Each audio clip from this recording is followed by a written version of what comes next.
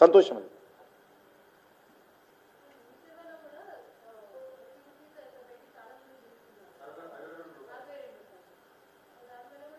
నష్టం జరిగింది. పేద ప్రజలు అనవసరం, దానికి ఏం పనికిరాదు.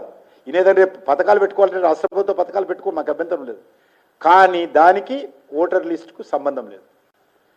రేపు రాష్ట్ర ప్రభుత్వం ఇంకేదని పథకం ఆయన అధికారం ఉన్నది కాబట్టి ఆయన పెట్టుకోండి, మాకేం అభ్యంతరం లేదు. ఎలక్షన్ కమిషన్ నియమావళి ప్రకారం అది చెల్లదని చెప్పింది. అది కూడా మేము మాట్లాడేది. ఎలక్షన్ కమిషన్ చెప్పిన తర్వాత మేము చెప్తున్నాం.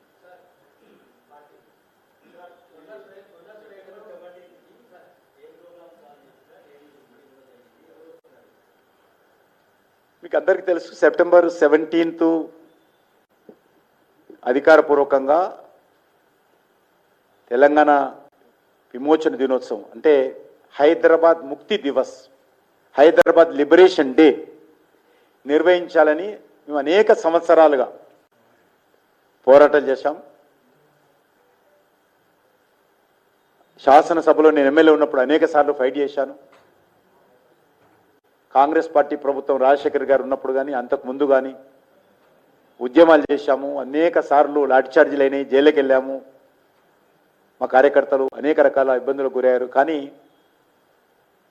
బీఆర్ఎస్ ప్రభుత్వం కానీ కాంగ్రెస్ పార్టీ ప్రభుత్వం కానీ ఆ రోజు చేయలేదు.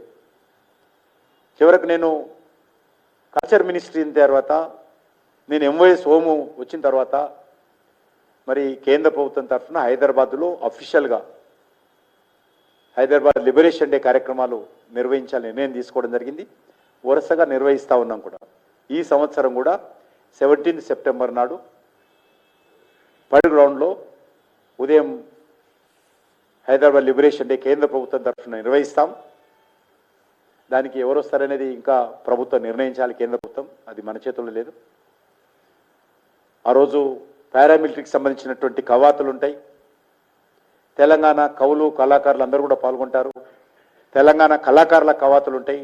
డప్పులు, డిల్లెం బెల్లము, అనేక రకాలుగా మైలలు, సన్నాయి, ఇవన్నీ రకరకాలు ఉంటాయి. ఆ కార్యక్రమం చాలా అద్భుతంగా జరపాలని నిర్ణయం తీసుకున్నాం. దానికంటే ముందు నేను ఇంతకుముందు చెప్పినట్టు ఏదైతే షోయబుల్లా ఖాన్ లాంటి అనేక మంది మహావీరులు ఏదైతే బలిదానం అయ్యారో రజాకారుల యొక్క అకృత్యాలలో, వాళ్ళందరినీ స్మరించుకునేటువంటి ప్రయత్నం కూడా మరి పరకాల కావచ్చు, వరంగల్ జిల్లాలో కావచ్చు, నల్గొండ జిల్లాలో కావచ్చు వెళ్ళాలనేటువంటిది నిర్ణయం తీసుకోవడం జరిగింది. ఎక్కడైతే హైదరాబాద్ సంస్థానంలో నిజాం రాజ్యంలో ఉన్నటువంటి కొన్ని జిల్లాలు మహారాష్ట్రకి వెళ్ళాయి, కొన్ని జిల్లాలు బీదర్ లాంటి జిల్లాలు కర్ణాటక వెళ్ళాయి. అక్కడ ఉండేటువంటి కాంగ్రెస్ ప్రభుత్వాలు అనేక సంవత్సరాల క్రితమే హైదరాబాద్ ముక్తి దివస్ పేరుతోటి ఉత్సవాలు నిర్వహిస్తూ ఉన్నారు. ఇప్పుడు కూడా అప్పటి నుంచి ఇప్పటి వరకు కంటిన్యూగా నిర్వహిస్తూ ఉన్నారు. జిల్లా కలెక్టరు, జిల్లా ప్రభుత్వ కార్యాలయాలు, స్కూల్స్ అన్నిటి మీద జెండా ఎగరేస్తారు. ఆ జిల్లాలలో మొత్తం కర్ణాటక అంతా చేయరు. ఏదైతే నిజాం రాజ్యంలో ఉన్నటువంటి జిల్లాలలో మాత్రమే చేస్తారు. 1956లో భాషా ప్రయుక్త రాష్ట్రాలు ఏర్పాటైనప్పుడు కర్ణాటక, హైదరాబాద్ ఏదైతే తెలంగాణ ఏదైతే ఉండనో అందులో ఉండేటువంటి కర్ణాటక భాష మాట్లాడేటువంటి జిల్లాలను కూడా కర్ణాటకలో కలిపాం. 1956లో మరాఠీ మాట్లాడేటువంటి జిల్లాలు మహారాష్ట్రకి వెళ్ళిపోయాయి భాషా ప్రయుక్త రాష్ట్రాలు వచ్చినప్పుడు. ఆ రకంగా అక్కడ వెళ్ళినాక ఆ రాష్ట్ర ప్రభుత్వాలు హైదరాబాద్ ముక్తి దివస్ పేరు మీద కార్యక్రమాలు నిర్వహిస్తూ ఉన్నాయి.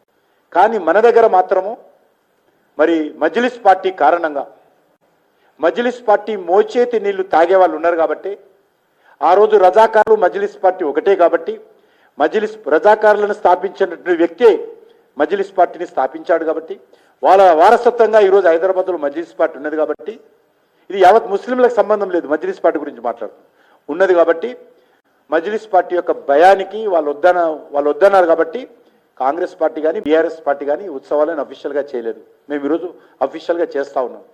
మేము ఈ చరిత్ర తొక్కిపెట్టారు ఇన్ని సంవత్సరాలుగా. ఈరోజు ఒక వ్యక్తి జన్మదినం జరుపుకుంటాం, ఒక సంస్థ వార్షికోత్సవం జరుపుకుంటాం. కానీ భారత ప్రభుత్వం నిజాం రాజ్యం మీద యుద్ధం చేసి, ఆ రోజు యుద్ధం అనే పదం వాడకుండా పోలీస్ యాక్షన్ అని వాడారు. కానీ అది యుద్ధం, అది యుద్ధ ట్యాంకులతో సైన్యంతో ఇక్కడికి పంపించి, ఆర్మీ చీఫ్ కూడా అనేక మంది ప్రముఖులు వచ్చి ఇక్కడ రజాకారులను ఓడించి, నిజాం రాజ్యాన్ని ఓడించి ఆ రోజు ఇక్కడ 3 రంగుల జెండా ఎగరేశారు. కొంతమంది అంటారు ఇది విలీనం. విలీనం ఎట్లయితుంది?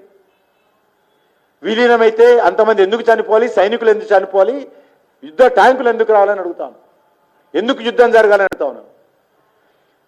రజాకార్లు versus army, Nizam army versus Indian army, ఆ రోజు యుద్ధం జరగలేదా? ఇది యుద్ధంలో ఆర్మీ, నిజాం ఆర్మీ ఓడిపోలేదా? నిజాం సైన్యం ఓడిపోలేదా? కాబట్టి ఇది విలీనమా విమోచన, తెలుగునోడు ఎవరు కూడా అట్లా మాట్లాడరు.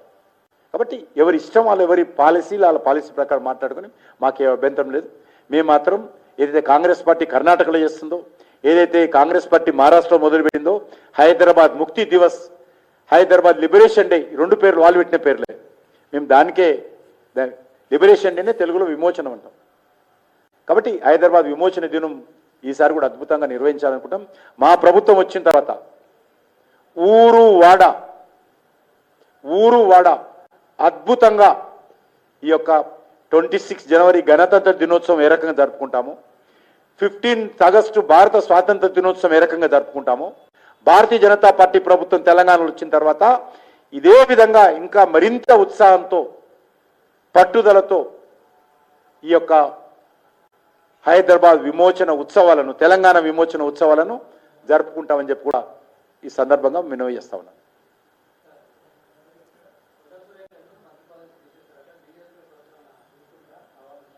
ఏమైంది ఏమైంది ఏమైంది మరి అటాని మీరు రాసుకోవాలి, నేను అనకూడదు. అటాలు నేను చెప్పను, అటాలకు నేను జవాబు చెప్పను.